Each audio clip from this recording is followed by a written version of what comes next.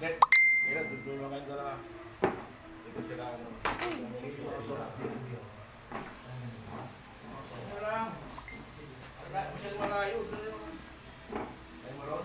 Denise, huwag mo kaway.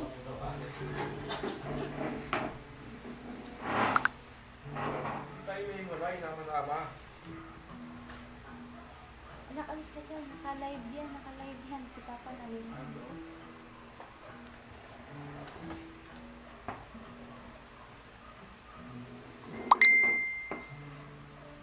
Hindi, gano'n lang kayo para malapit. Kayong dalawa, iwalay kayong dalawa muna, Ila at saka Danisa. Dito ka kaya, Ila. Dala lang ha. Gawin tabing dalawa. Magkakaano kayo. Jay. Ito ka ni Jay. Gawin kayo sa motor eh. Hello.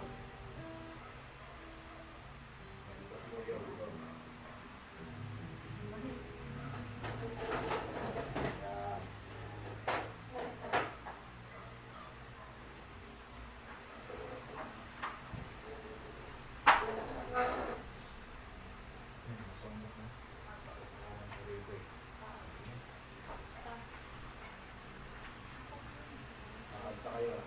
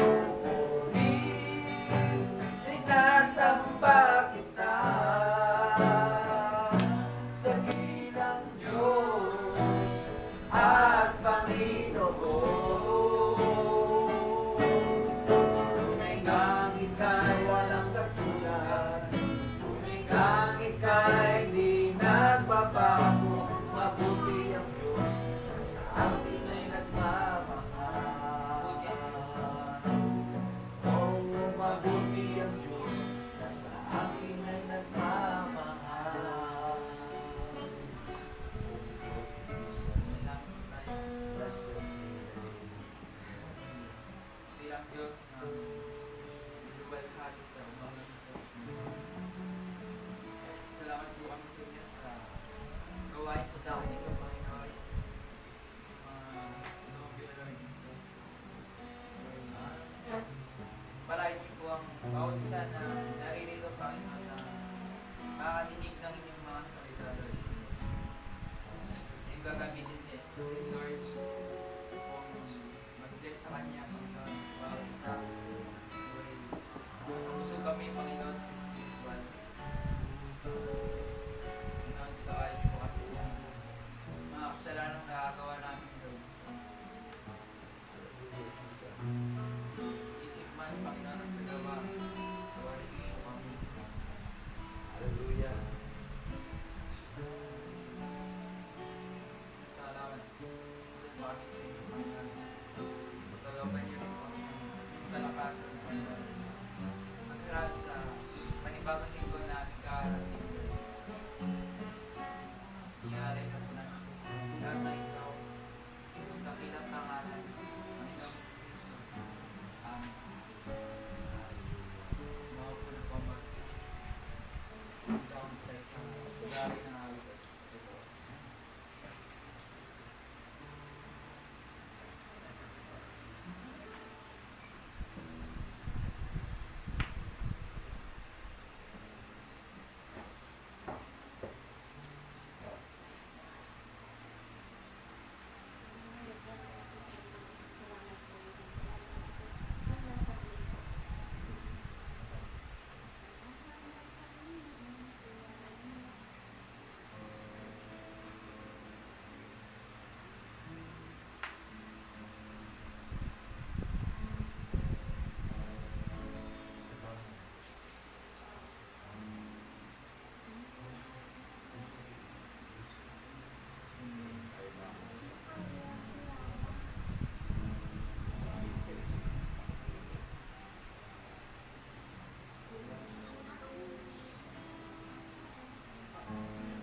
Amen.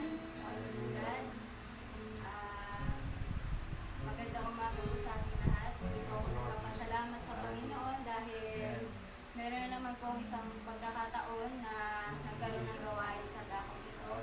Nagpapasalamat ako dahil kumpleto tayo sa na ngayon, kahit na konti pa lang, pero alam ko na darating ang panahon na lalago din ang ating gawain na ito. Magkakaroon ng binhi na tatawagin ng Panginoon. Tunay na tapat ang Panginoon sa ating mga buhay, kahit sa kabila ng mga pagsubok na pinagdadaanan natin, individual man ito, may sarili tayong mga pinagdadaanan. Alam ko na ang Diyos ay laging nakaalalay sa ating pinagpapagayaan. May mag-aalay ng awit sa ating Panginoon. Nung nakaraang linggo kasi ako'y pautalo dahil ako'y umiiyak, pero ngayon, subukan ko natin magaling ng puso ko'y iyong sinisiyasat. Buhay ko'y iyong alam. Ang lahat kong lihim o iyak,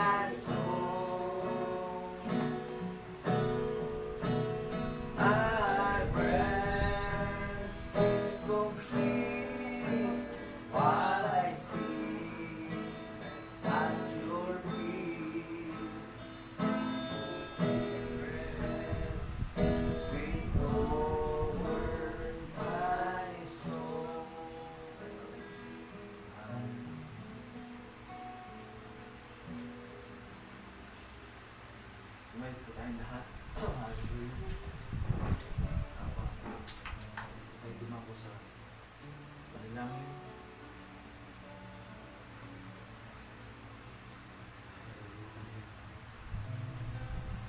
Hallelujah natin.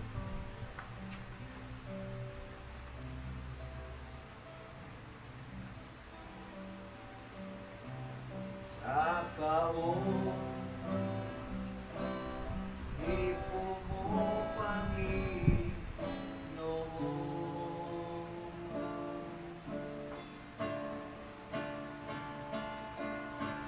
Pagkatulog sa kahirapan ko, madilim man ang gabi, darating ang liwanag sa kaunting ipo mo, Panginoon. Pwede maraming isa pa. Sa kaunting ipo mo.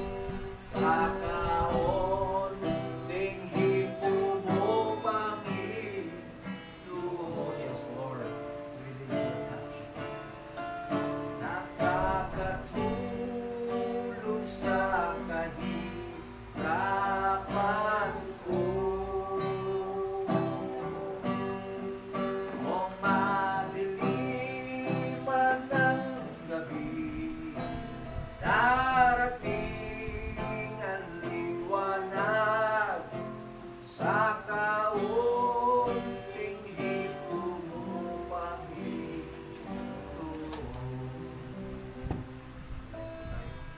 Hallelujah, Panginoon.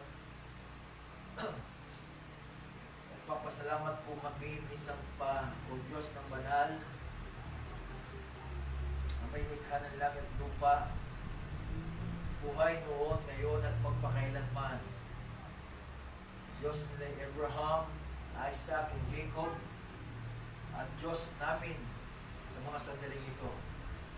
Panginoon, isa pa kami po ay nagpapasalamat sa panibagong buhay, kalakasan, pag-iingat mo sa magdamag at sa taglay-taglay naming hininga, sa proteksyon sa nakalipas na mga araw, Lord, at sa kalakasan. Ano po ang aming mga dalangin, Panginoon, sa umaga pong ito, aming pong iaalay, pinagkakatiwala sa iyong makapangyarihang pangalan. O Diyos, ang tahanan ito minsan pa na patuloy na pinapagamit para sa iyong kaluwalhatian, para yung sa luwain. Panginoong Isus, isa pa kami ay nagsusumamo na ibiglas mo nawa ang tahanan ito, doon din ang bawat mga kaluluwa, bawat mga tao, Lord, na narito sa umagang ito na nagkakatipon sa pangalan mo. Marapati mo nawa kami maging karapat-dapat na umarap at magpuri at sambahin ka, Panginoon. Kalinisin mo kami habang kami nakikinig ng iyong salita. At anuman ang aming mga dalangin, anuman ang aming mga katanungan, anuman ang aming mga agam-agam, Lord. Tulungan mo nawa kami na padaluin mo, ubaw mo ang iyong Santong Espiritu. Na sinabi ng iyong salita, ng iyong Santong Espiritu, ito ay mga aliw. This is the comforter. At kapag ito daw po ay dumating sa amin, Lord, He will teach us into all the truth. Ito po ay ang magtuturo sa amin sa lahat ng katotohanan. Panginoon, Ikaw po ang aming inasahan, Ikaw po ang aming great teacher, Ikaw ang aming inside teacher. Tulungan niyo po kami, nawa mga salita mo magkaroon ng buhay. Hindi lamang sa pitik, isang salita na aming mapapakinggan, kundi ito ay magkaroon ng kapangyarihan sa aming mga kaluluwa. Ano man ang mga dalangin namin, Panginoon, kontrolin ginawa ang lugar na ito at nawa ang iyong Santong Espiritu ang aming maramdaman sa bawat isa. Plus nawa ang iyong salita at alay namin lahat ng ito sa pangalan ni Jesus. Amen. Ako po tayo mga kapatid. Purihin ng Panginoon.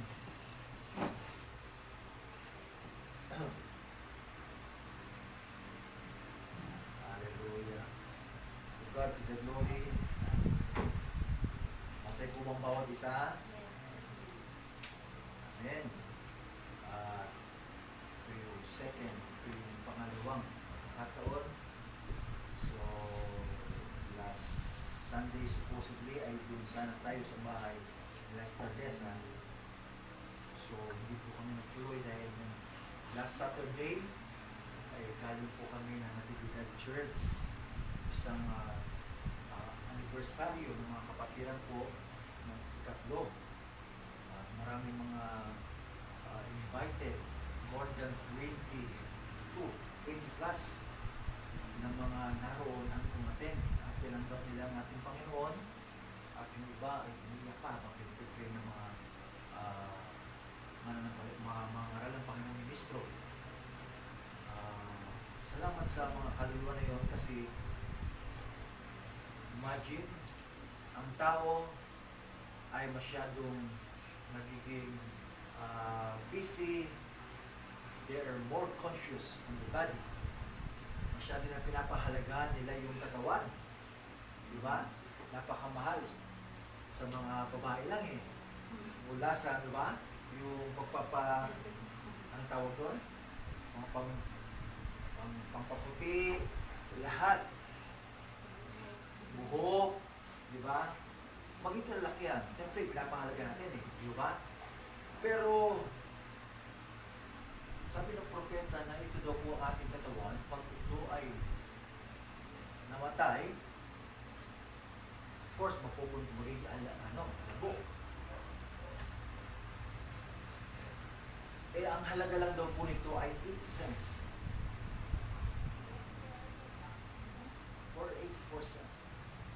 Wala pang isang dolyar eh. Ang 84 cents is $1 is equivalent to 50, sabi natin 50, di ba?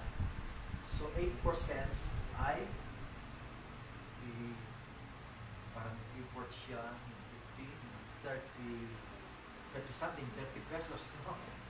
Imagine, na ang katawan ng tao ay sobrang pagpapahalaga. Pero pag ito ay namatay, ay ang katumbas lang daw ito ay 84 cents. Napakababa. Pero, ang kaluluwa natin, ang katumbas daw po ay 10,000 world. Yung katawan, 84 cents. Sa Philippine money ay almost 30 pesos. Something like, no? Kung hindi ako masyadong mahal sa kwenta. Pero, something like that, kasi 84 cents eh. Samantala yung kaluluwa natin, ay ito po ay 10,000 world. Ganong kahalaga po yung ating kaluluwa. So, ang tao dapat po mas pahalagahan, mas bigyang pansin, mas bigyan halaga yung kaluluwa natin. Kasi tayo mula bata, matanda, ako, halimbawa si Berdante. Ilan taon na ba si Berdante? Ilan taon na po? 59. 59, ako 49. Ako talaga, nagkakaedad na kami. So, bawat si Starila na bawat edad ko. 50. So, talagang, di ba? Ako, naramdaman ko na eh. Dati, very sharp ang aking paninig pagka sa driving. Kaya nung ngayon, talagang lumalabo na. Nagpapakita lang niya na, sa loob. Di ba? Pagtanda na eh. So, ang tao, hindi mahadlangan. Kahit anong yaman natin, kahit anong gawin natin sa katawan, hindi tayo ng mga sabihin natin, anti-aging, di ba? Yung mga vitamins, lahat ng bagay, ang tao dating darating sa kamatayan. Hindi mahadlangan yan. In fact, kahit bata, dumarating sa kamatayan. Last week, namatay po yung pamangkin ni Mr. Nestin. So, at the age of 3 years old, maliit lang kaya ilan taon kasi 4. So maliit pa sa kanya, imagine, 3 years old. She's suffering of cancer. Batang babae siya. So, of course, sa side ng magulang ay napaka-sakit. Di ba? Pero nung panahon nun, sila ay pinagaling yun. In fact, talagang nung na-discover na siya merong cancer na, pinag-pray namin siya, naka-recover siya. Pinagaling. Pero dumating yung panahon, ito na, kinuha na siya ng Panginoon at nagkaroon kami ng funeral service doon. Pinag-insight ko sa kanila na they don't need to worry because sabi ng propeta, he is go to heaven. Kapag ang bata namatay, automatic pupunta sa langit. So, binigay ko sa kanila yung ganung pananaw na para maibsan yung kanilang kalungkutan o kalubayan. Na mangyayari doon ng ating propeta, siya po ay jail warden at habang siya napagod, nakaidip siya, nagkaroon siya ng isang pangitain at may lumapit sa kanya at tinawag siyang Daddy. Hello, Dad. At si Barbanam siya ay nagulat kung sino tumatawag na Daddy at the age of 20 years old. Then finally na-realize kung sino yun, ayun yung anak niya na namatay, na bata pa, by the name of Sharon Rose Branham. So doon pala sa kabilang daigdig, ang bata namatay, pagdating doon ay magiging malaki na at the age of 20 and 21. Both, lalaki at babae. Wala na matanda doon. Wala nang bata doon. Lahat tayo pantay-pantay. Amen? So, bisan tayo rito dumatanda, nagkakaroon ng karamdaman, pero pag dito sa kabilang buhay, oh my, napakasarap ng pakiramdam. Diba?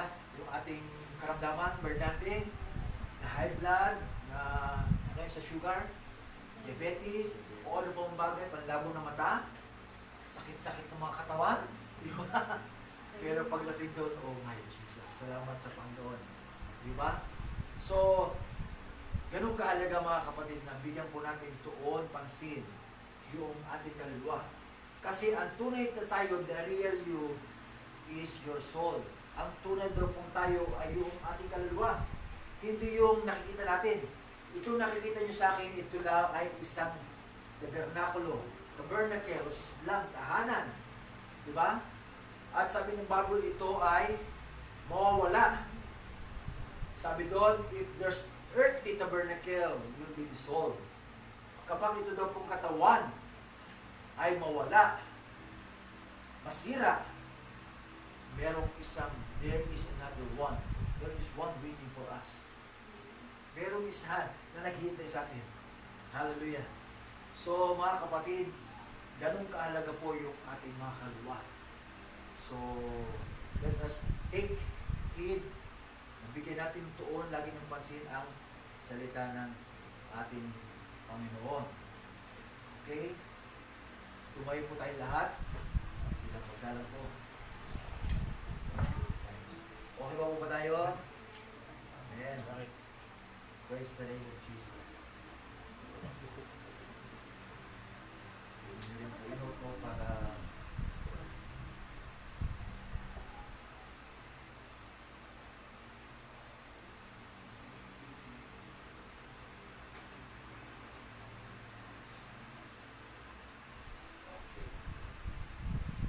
mula sa Deuteronomy chapter 12.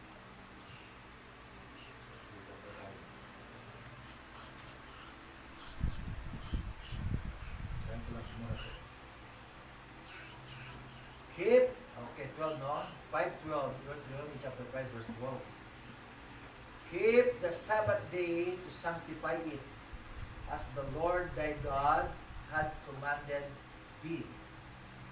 6 days thou shalt labor and do all thy work, but the 7th day is the Sabbath of the Lord thy God, and it thou shalt not do any work.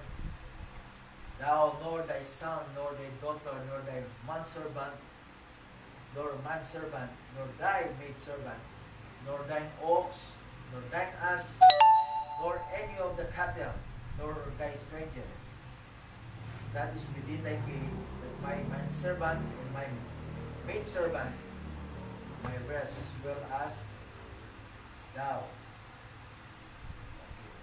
Diyos na ba una po tayo mga kapatid? Nais kong dalhin ko kayo sa isang kaisipan na kaisipan o thought o subject. Message, pag-usap po tayo yung the real meaning o the spiritual Sabbath. So sabi ng Bible muna rito, sino mo nakaalam ng salitang Sabbath? Diba Sabbath, ito po ay kaya nga may mga reliyon na Sabadista. Tawag ay Seventh-day Adventist. Pero itong Deuteronomy chapter 5, ito po ay ang Panginoon ay nagbigay ng Ten Commandments. Si Moses, kilala po natin si Moses, di ba? Si Moses, siya yung pinagkalooban ng Panginoon na para ibigay yung 10 kautusan. At yung 10 kautusan na yan, bago dumating doon, kasama doon yung sa Sabat. Pero gusto ko munang dalhin dito. Ang sabi rito, at tinawag ni Moses ang buong Israel. At sinabi sa kanila, dinggin mo Israel ang palatuntunan. Sa verse 1 yan, note nyo lang ha. Chapter 5, pumunta muna ako sa 1. Kanina binasa natin. Dinggin mo Israel ang mga palatuntunan at mga kahatulan na aking sinasalita, na aking salita sa iyong mga pakinig. Sa araw na ito upang matutunan ninyo sila at ingatan at isagawa sila. Ang Panginoon ating Diyos ay nakipagtipan sa atin sa Horeb. So it is between God, Moses, and Israel. So dahil ang Israel takot sa tinig ng Panginoon, so merong silang, ang Diyos ay merong spokesperson para may parating yung salita ng Panginoon sa Israel, kinakailangan nilang si Moses. Kaya sabi noon, ang Panginoon natin Diyos ay nakipagtipan sa atin sa Horeb. The Lord made not this covenant. Hindi pinagtibay ng Panginoon ang tipang ito sa ating mga magulang, kundi sa ating mga nangarilitong lahat na buhay sa araw na ito. Sinalita ng Panginoon sa inyo, namukhaan sa bundok mula sa gitna ng apoy. Ako'y tumayo sa pagitan ng Panginoon at ninyo. Nakita po natin? Ako ay tumayo si Moses. Siya yung naging spokesperson between God and Israel. Okay. Ako ay tumayo sa pagitan ng Panginoon at ninyo ng panahong yun upang ipastalastas sa inyo ang salita ng Panginoon sapagkat kayo'y natatakot dahil sa apoy at hindi kayo sumampa sa bundok na sinasabi. Una yun. Ako ang Panginoon mong Diyos na naglabas sa iyo sa lupain ng Egypto sa bahay ng pagkalipin. Anong ginawa ng Panginoon? Una, I, the Lord, thy God which brought thee out of the land of Egypt. Yung Israel, sila daw po ay nasa pagkaalipin ng bansang Egypto. Kasi ang Israel, sila po ay chosen people of God. Mga bayan, mga tao na pinili ng Panginoon. Dahil sila ay chosen people of God, hindi sila hahayaan na manatili doon sa Egypto. Kasi ang Egypto, sila po ay naaalipin sila. Kaya sabi doon, sabi doon, verse 7, thou shalt have none other gods before me. Huwag kang magkakaroon ng ibang mga Diyos sa harap ko. Bakit daw? Huwag kang gagawa para sa iyo ng larawang inanyuan na kawangis ng anumang anyong nasa itaas ng langit o ng nasa ibaba ng lupa o nasa tubig o nasa ilalim ng lupa. Huwag mong yuyukaran sila, paglilingkuran man sila, sapagkat ako'y Panginoon mong Diyos ay mapanibughuin. Sabi daw, huwag magkakaroon ng ibang Diyos sa langit, sa lupa, sa tubig, sa ilalim ng lupa. Anong gagawin daw doon sa mga Diyos? Ang tawag doon ay mga Diyos-Diyosan. Ni huwag daw silang yuyukuran, ni paglilingkuran. Sabi ng Bible po yan, ha? Nasa Bible po yan, wala? Nandyan ba? Wala? Nandyan. Sabi doon, huwag yuyukuran. Ano yuyukuran? Yumukod. Di ba? At sumamba. Paglilingkuran man sila sapagkat, bakit daw? Bakit ayaw ng Panginoon? Sabi doon, for I, the Lord thy God, am a jealous God. Ako ang inyong Panginoon Diyos ay suloso o mapanibughuin. Diba? Ang salita mapanibughuin ay suloso. Siloso, di ba? Ano yung nasalita siloso? Halimbawa, ako kay misis ko. Dati, mag-boyfriend girlfriend pala kami.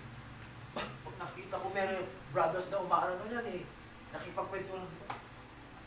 Ano yun? Ano yung ginagawa ito? Di ba?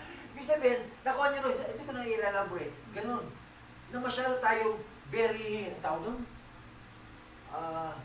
Gusto natin, siya lang at ako. Di ba? So, ganun daw ang Panginoon. Siya yung Diyos na lumanan na lahat ng bagay. Siya yung Diyos na buhay. So, kinakailangan ng tao sa Diyos maglingkod.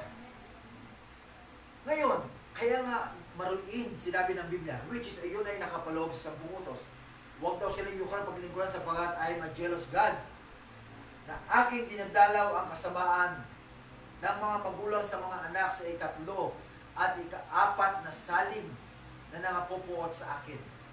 So, sa 3, 2, sa mga salit-saling lahi, sa mga anak ng mga anak-anak natin. Di ba?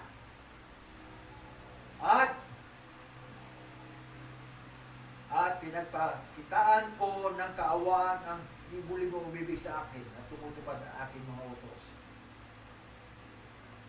Ngayon pa rito, sa verse 11, huwag mong babanggitin ang pangalan ng Panginoon mong Diyos sa walang kabuluhan. Di ba? Maraming po sinabi ng Biblia yun.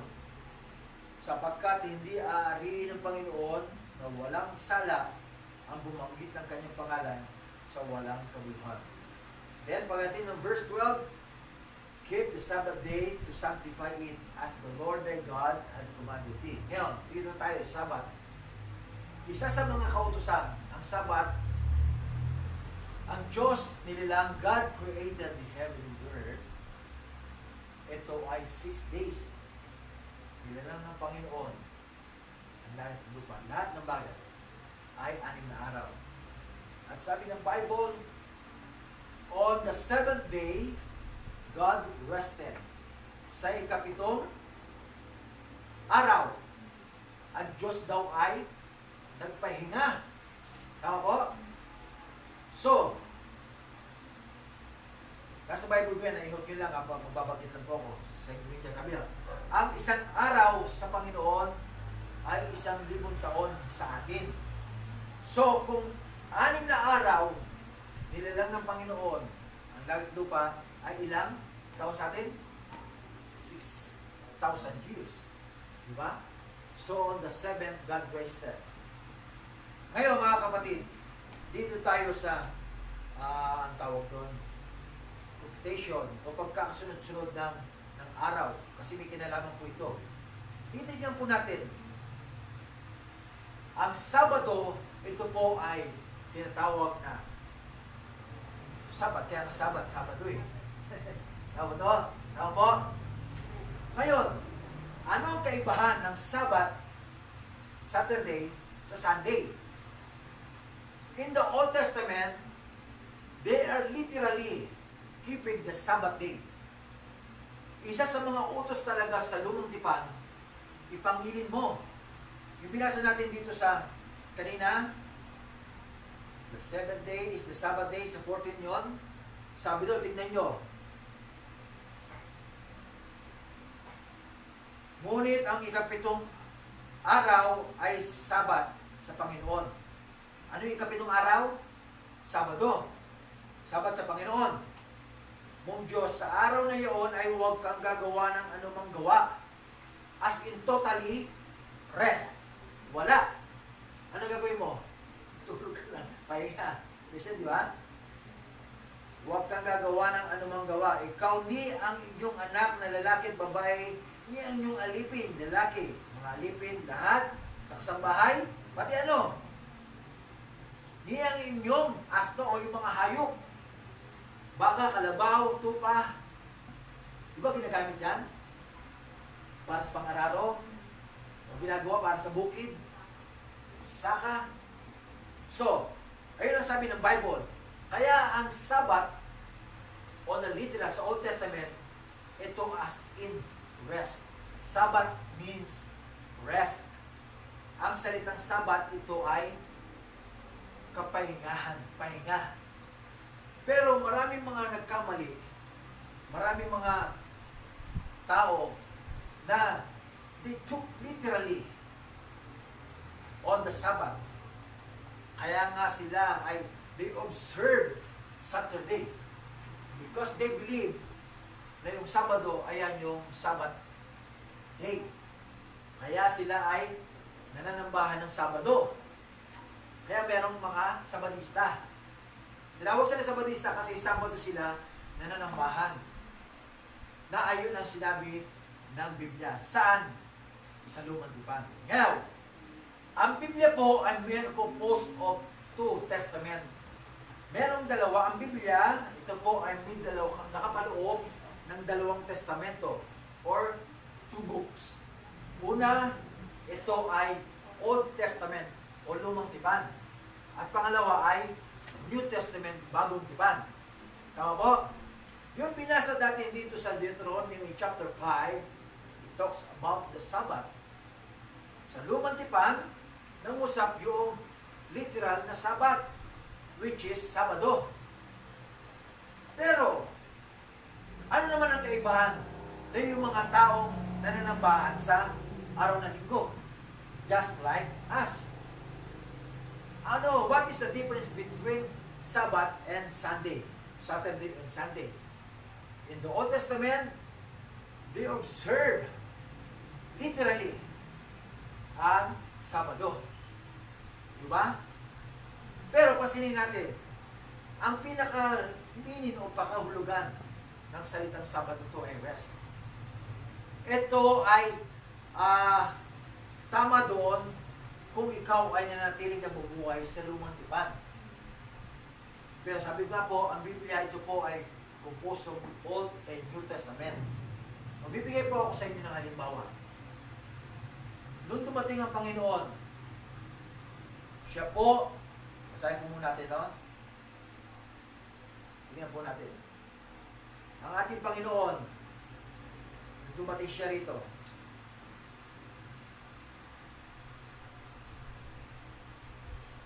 Note nila po para para masubaybay dito sa napakaganda nitong mga talagang ito. 5 chapter 5 verse 17.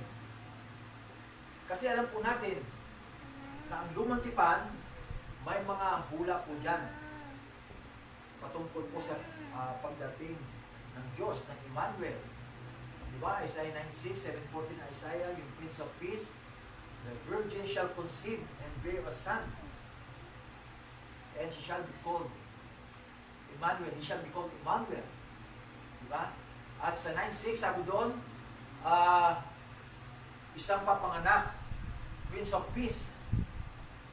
So, walang pinangalan doon kung sino yun. Pero kinakailangan yun maganap. At ang katuparan nun, yung Lumang Tipan sa Bagong Tipan. Pero pagdating sa Bagong Tipan, maraming kaganapan dito. Sabi doon, think not that I am come to destroy the law. Huwag niyong isipin, ako'y naparito upang sirain ang kautusan o ang mga propeta or the prophets. I am not come to destroy. Ako'y naparito hindi upang sirain, but to fulfill. Kundi, upang ganapin. In the Old Testament, may mga propesiya hula, kinakailangan daw tuparin. So, isa sa mga hula ito. Sa Ten Commandments, nakapalugado, sabi ko po, kasama ko yung Sabat. Kung bakit kinakailangan natin makita yung fulfillment. Di ba meron sa Bible, thou shalt not kill. Thou shalt not commit adultery. Tama ba? Yung thou shalt not kill, isa sa mga 10 commands doon. As literally, pagpatay. Kaya sa Old Testament, ang laws doon, buhay ang kamatayan, buhay ang inutang, buhay ang kamatayan. Kumbaga, tooth by tooth. Diba? Ngipin sa ngipin. Ganon ang labanan doon. Ganon ang law. Pag ikaw pumatay, kinakailangan, ang kapalit nun ay kamatayan din.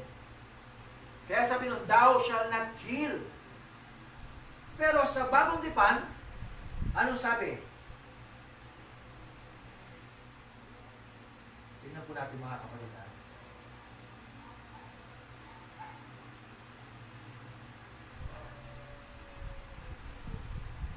Oops. Ano po na ninot nyo? Matthew 5:21. Narinig ninyo sinabi sa mga tao sa una, tinutukoy nito ng Bible, yung Matthew, yung Old Testament, yung Law. Ang sino man pumatay ay mapapasa panganib sa katulan. Datapot sinasabi ko sa inyo na ang bawal mapuot sa kanyang kapatid ay mapapasa panganib sa katulan. Diba? Sa Old Testament, pumatay. Bakit sa Bagong Tipan, mapuot ka lamang. Magalit ka lamang. Once you get angry, na you mean it in your heart, ikaw ay pumatay na. Tama po? At meron pa dyan, hindi lang doon, thou shalt not commit adultery. Yung talagang gumawa ka ng kasamaan sa babae. Pero sabi ng Bible, ang tao tumingin lang na merong pagnanasa ay nangalunya na. Ano mabigat? Dati, para sabihin pumatay ka, para sabihin nangalunya ka, kinakailangan ay may actual. Di ba? Na kasalanan. Pero pagdating sa Bagong Tipan, mapuot ka lang ay pumatay ka na. Tumingin ka lang na may pagnanasa, nangalunya ka na. Ano mabigat? Luma o yung bago? Mas mabigat yung bago. Di ba? Pero ang Bagong Tipan, hindi ito bagong aral o bagong utos. Ito ay fulfillment ng utos. Kaya nga sabi ni Jesus Christ, I am not come to destroy the law. Hindi ako naparito para asirain ang kautusan ko. Hindi, parito ako para tuparin. So si Jesus Christ, siya po yung tumupad ng pumulfill ng mga hula. So nakita po natin mga kapatid. Okay. Sana po natin. Sana po nakita po natin, no? I-wrap ko lang para sa mga susunod na pwede ako magpapa-question answer para makita po natin ang lubusan. In Romans chapter 13 verse 9. Ito yung mga verse po ito para kasi pag-ano nakita po natin. For this, thou shalt not commit adultery, thou shalt not kill, thou shalt not steal. Sa Bagong Tipan po ito, sinasaysay po ito ni St. Paul sa Romans chapter 13, verse 9, na kinukod niya yung Lumang Tipan. Si Paul ay propeta at apostol ng Panginoon. Thou shalt not covet, thou shalt not steal, thou shalt not bear false witness, thou shalt not covet, and if there be any other commandment, it's briefly comprehended in the saying, thou shalt love thy neighbor and thyself. Now mga kapatid, ano ang kaibahan na sinasabi ko? Yung salitang Sabado. Ang ikapitong araw, ano mo ba yung 7th day? Sa inyong pong pagkakarinig, sa inyong pong pagkakaalam, ano po ba yung ikapitong araw sa atin? Doon may calendar tayo. Ano yung first day natin? Monday. Ano yung 7th day natin? Sunday. Okay. Pero ito ay Roman calendar.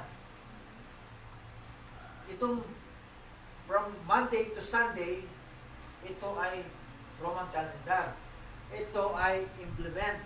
Ito ay itinuro sa atin through the Roman.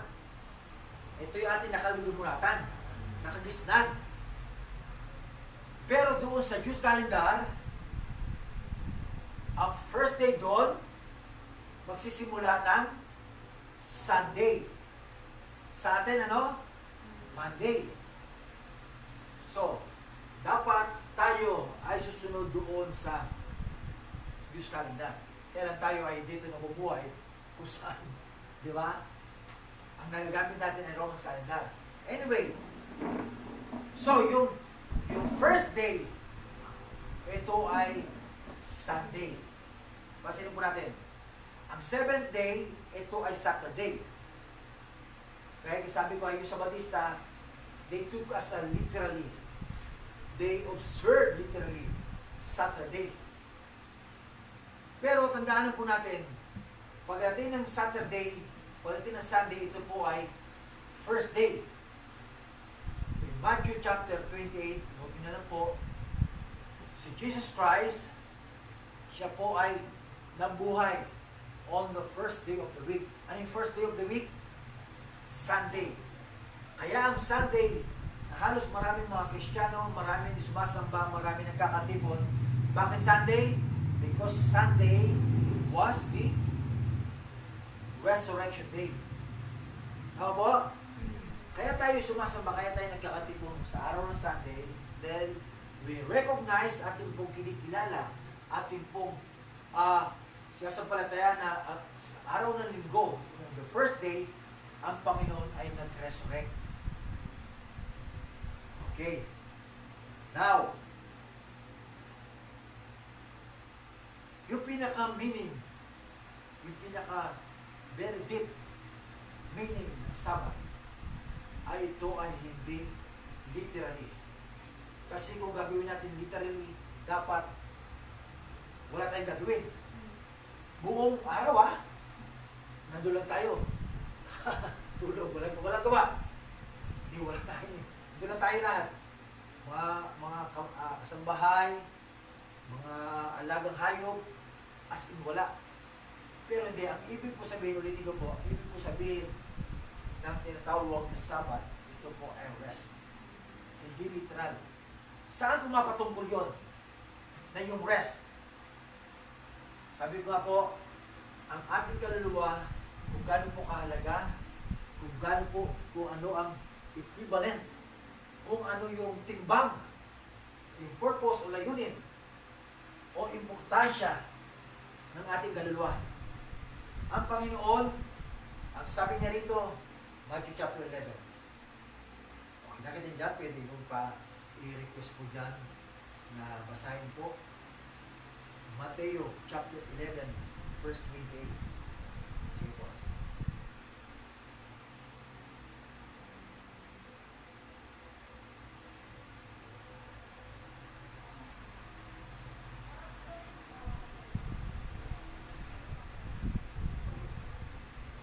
Matthew 11:28.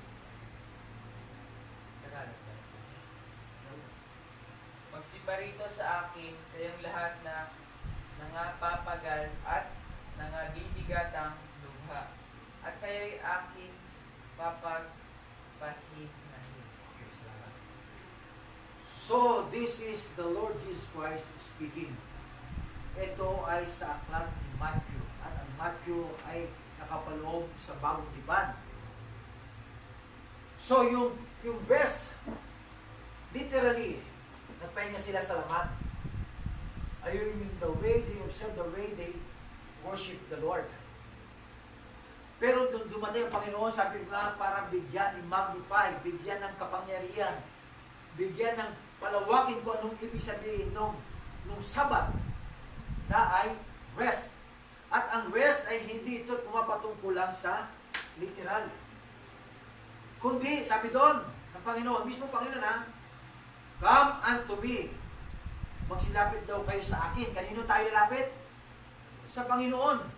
Bakit?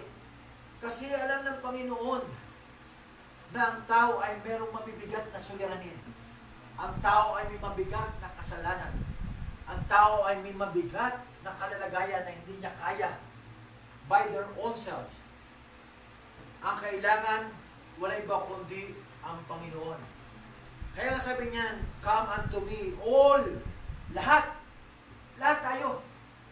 Wala mga kapasang, hindi. Kaya ko pa naman. Diba? Lahat daw tayo. Huwag yung maliit, matanda. Lahat tayo may mga suliranin. All ye that labor. Kahit lahat na nangapagpapagal at nangabibigyan and are heavy laden. Diba? And I will give you rest. Saan daw yun? Hindi lang yung pumapatungkol doon sa tinatawag na kapahingahan sa katawan, kundi rest in our souls. Kapahingahan doon sa ating mga kaluluwa. What is rest in our souls? Sabi ko nga po, ayan yung tunay na tayo. Ayan yung tunay na berdante. Ayan yung tunay na stadesa. Ayan yung tunay na bawat isa sa atin. So, anong kinalaman niya? Anong kinalaman ng kaluluwa natin sa Panginoon? Yan. Malaki po. Unang-una, yung kaluluwa natin ay ang katumbas niyan ay 10,000 word. Bakit? Kasi ikaw, ako, tayong lahat ay bahagi ng ating Panginoon. Kaya ganun kahalaga tayo. Bata man, matanda, kinakailangan nating ibigay sa Panginoon. Pero hindi lahat. Yung mga tao lamang may binhi, bahagi ng Panginoon. Kaya minsan papasin ninyo, bakit yung mga tao, kahit mapakinggan nila, minsan, parang they just ignore it. Diba in-ignore lang nila? Maraming paraan eh. Minsan hindi pa right time. Minsan, ihahayaan pa ng Panginoon na lumakad-lakad. Ihahayaan pa ng Panginoon na tayo ay mabuhay pa sa mundo pang samantala. Pero dati ang panahon, pag time will come, ma-realize natin na ang Panginoon ay kinakailangan ng natin nakapahinga. Take my yoke upon you and learn of me, for I am weak and lowly in heart, and ye shall find rest. Now, mga kapatid, nakita po natin, yung gusto kong iparating, sabihin, share yung kaisipan na hindi lang literally na kinukuha natin yung salitang Sabat, kundi meron itong malalim na paliwanag, malalim na pakahulugan sa ating mga buhay. May kinalaman yan. Di ba? Siyempre lahat tayo, minsan may mga problema, may mga sakit, may mga suliranin. Sino ba walang problema rito? Gusto ako, talagang dalawang kamay pa. Lord, di ba? Gusto, alam ng Panginoon, di ba? Lahat tayo. Si Mrs. ko, magti-3 weeks na yung grabe yung kapit niya. Di ba? Sunod-sunod mga sakit. Lord, ikaw ang aming great doctor. Sabi mga kabigatan tayo, Lord, ikaw ang aming kailangan. Di ba? So, bawat sa atin. Isang pangako ng Panginoon, dito po sa Hebrew chapter 4. Sige, note lang po, no?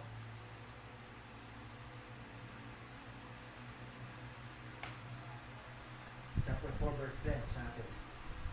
For he that is entered into his rest, he also has ceased from his own works, as God did from his. Sapagkat ang pumasok sa kanyang kapahingahan, kanino ito papasok? Sa Panginoon. Sa kanyang kapahingahan. So ang tao pala, hindi lamang inibitahan, all ye that labor, come unto me. Yung iba, minsan, inibitahan. Di ba para sa atin, yung iba, may parabola dyan, inibitahan. Pero yung iba, pumunta lang, pero hindi talaga nila binigyan ng importansya. Kaya sabi doon, sapagkat ang pumasok sa kanyang kapahingahan ay nagpahinga naman sa kanyang mga gawa.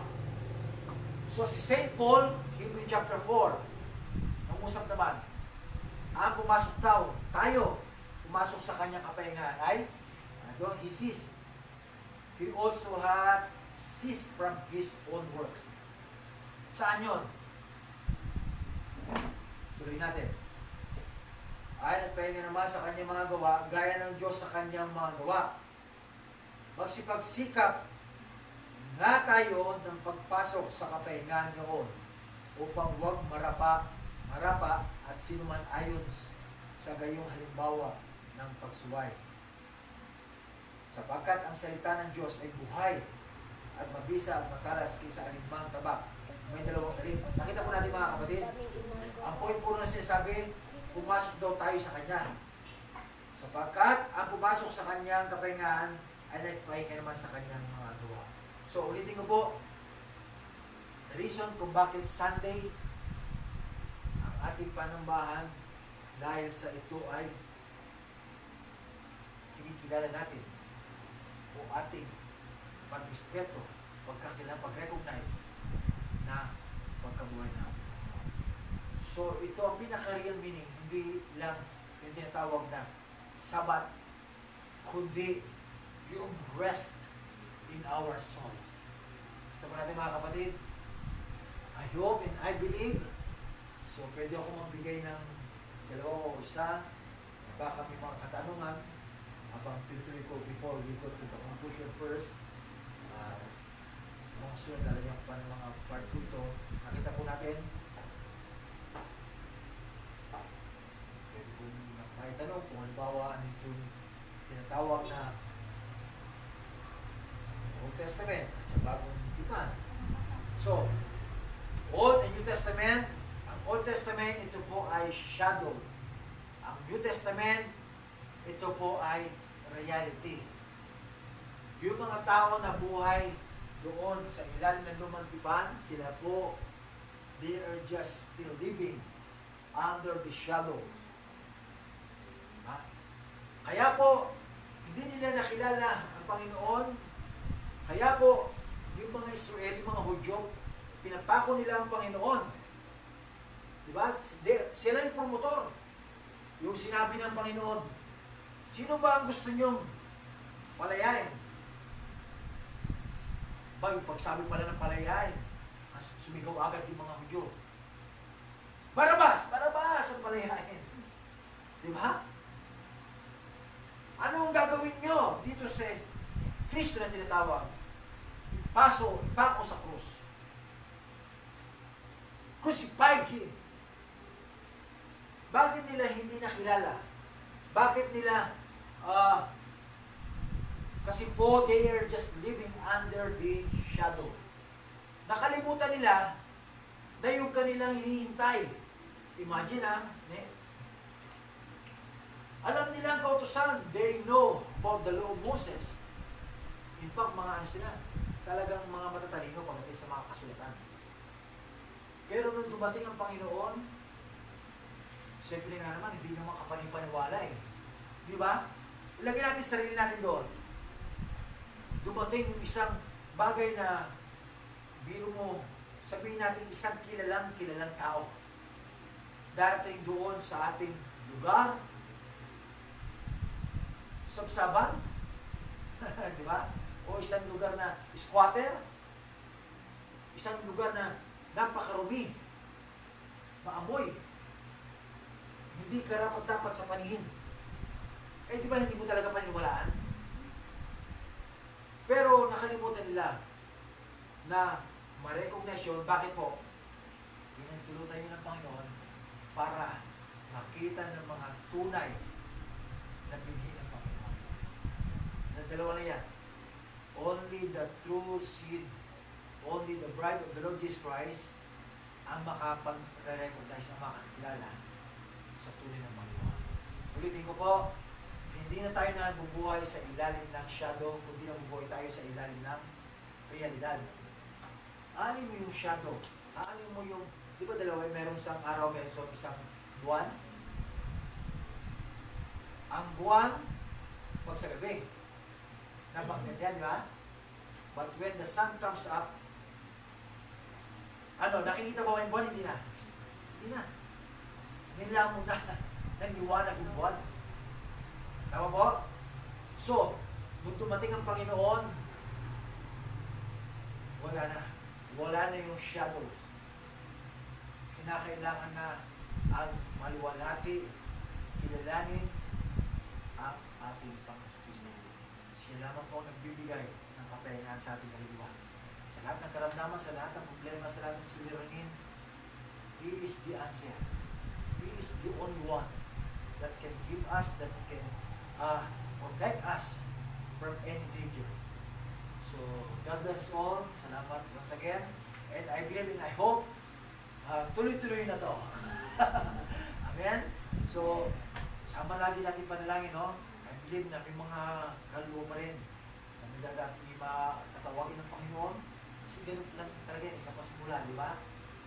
May burden, pagparin natin, may burden na ako, mga kapatid ko, nandiyan na yan sa Dasmariñas. Ano po yan? Simbahan, bayan. Diyan lang. So, isa rin sa mga burden ko yan. Tapos, yung mga kanala pa rin, pagparin natin. Kasama din po kami sa panalangin. Kasama din po panalangin. Kasi ang nagagawa ng panalangin, ito po ay very powerful. Diba? Kapanalangin ka sa bawat isa na ang Diyos ang kumilos. So, God bless us all. Palakpakan mo natin ang Panginoon. Yan po ba isang katanungan bago po tayo puri magpasalamat sa Panginoon?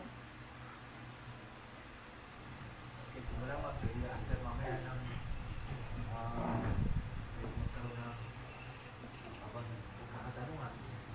Okay, mamaya after ng bigay ko guard natin mamaya po. Salamat mo tayo magpuri sa Panginoon. Third verses na po mga kapatid. Hallelujah. Oh, blessed be the name of Jesus. Hallelujah. Purihin natin.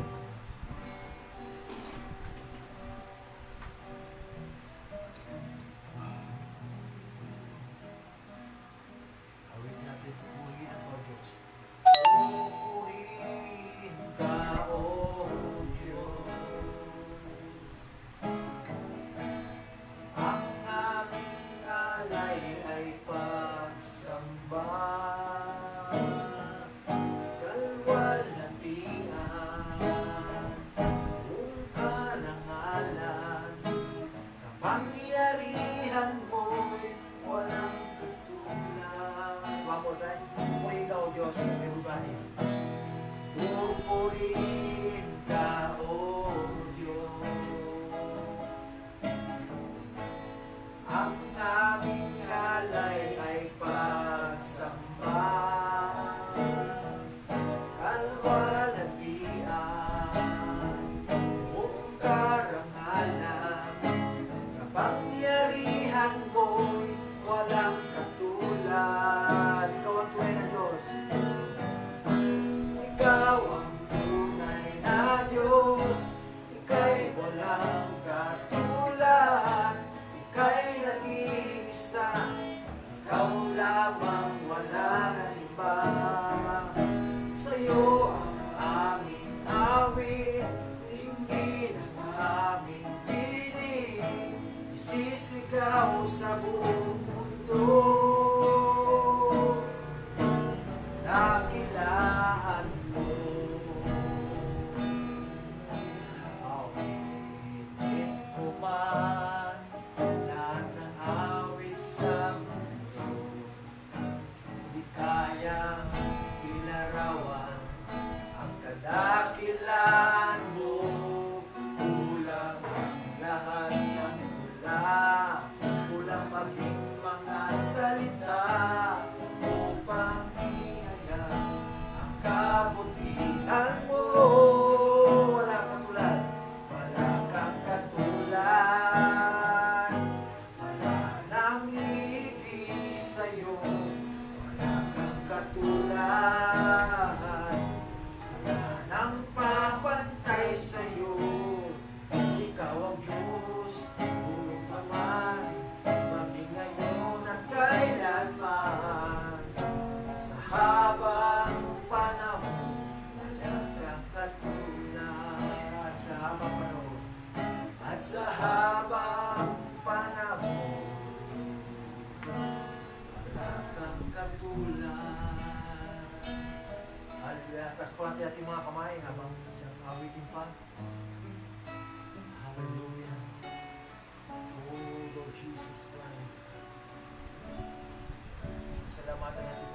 Salamat sa iyo. Yes, Lord Jesus. Aming Panginoon Jesus. Ako'y inibig mo. Yes, Lord. You love us.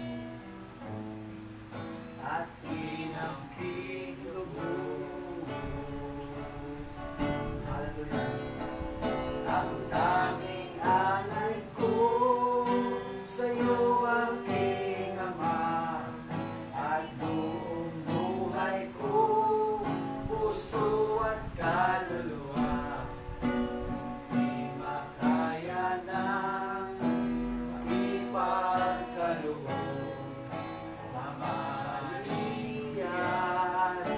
higintong tinubog, ang tanging dalangin, O Diyos ay tanggapin, ang tanging anay ko, nawa'y gamitin. Ito lamang, Ama, wala nang iba pa kung inihiling. Sabay may isang kanta na Panginoon, minamahal kita.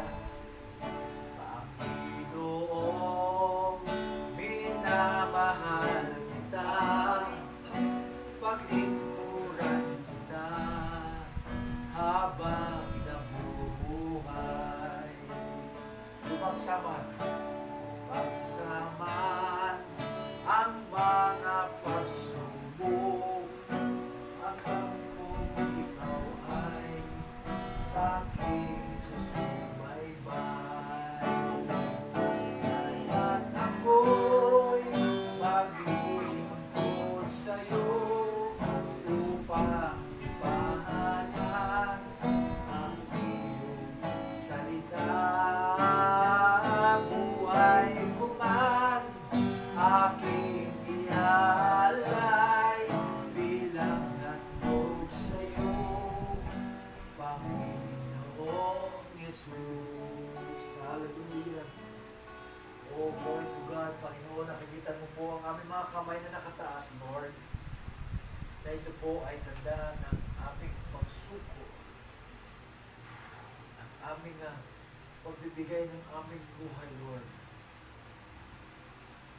Sa tao, Lord, ang pagtaas ng kamay, sila ay sumusuko sa kanilang mga kaaway, kalaban.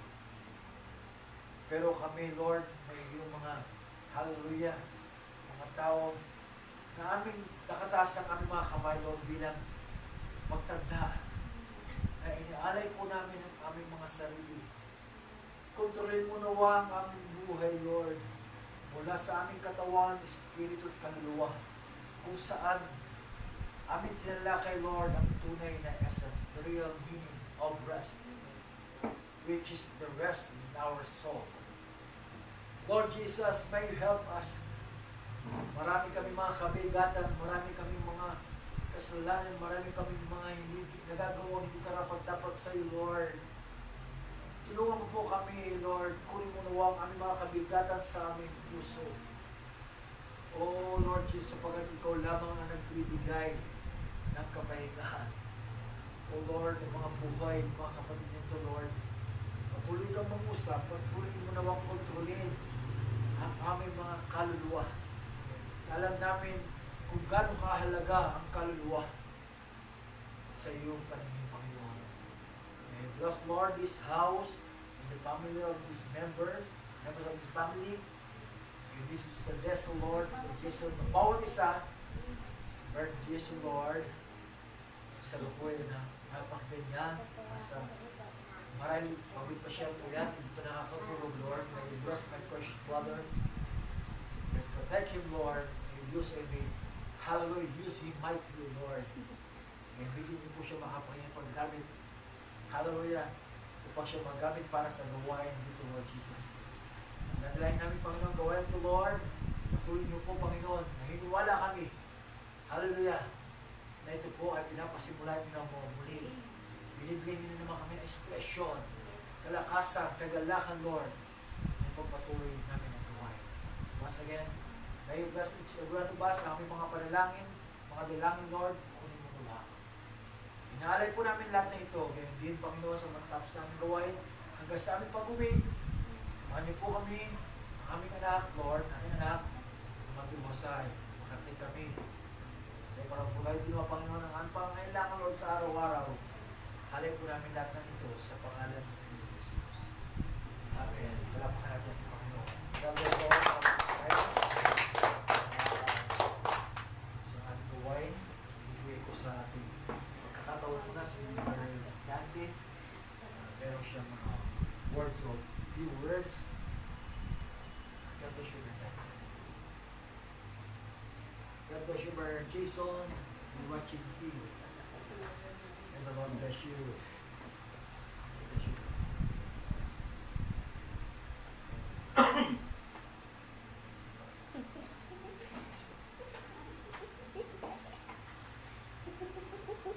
Una sa lahat, ay nais ko magpasalamat sa aking kapatiran sa BRO OBET. Nung muli nabuksan ang gawain ito, ang una kanyang kasamahan. Ito'y bakalamang pagkakataon na sana'y magandang problema manunod pa. Yes. Ngayon, Panginoon, nakit kong hihigin sa inyo. Nagamat kayo po ang may likha sa amin. At ako may kayo din karapatan ang higin sa inyo. Nasaan po may isang tao aking hilingin dito. Saan po inyo pong gabayan ang kanyang pagkatao. Pagamat siya bata pa. Alam kong mayroon pang kakulangan sa kanyang pag-iisip. Kaya hindi niya may tiwid ang kanyang pagkatao dahil lang ako pa sa inyo umihiling na saan po inyo pong gabayan. Parang ito na sa kanyang ugali na inyong mababago. Sana po baguhin ninyo na siya'y maging magalang, siya nakakatanda. At masunurin po sa kanyang magulang. At sana po ilayin ninyo sa namang tukso. Ano makapahamakan. Ano po sa kanyang buhay. Bagamat akin pong hanggat sa kanya sa taong ito, ay siya'y magbago. Sana po matagpay ang kayo nito. Akin po kami nabanggit ang iba ko dito sa Angelo, Sinto, akin po ako. Sana po ako pa inyong ibigyan.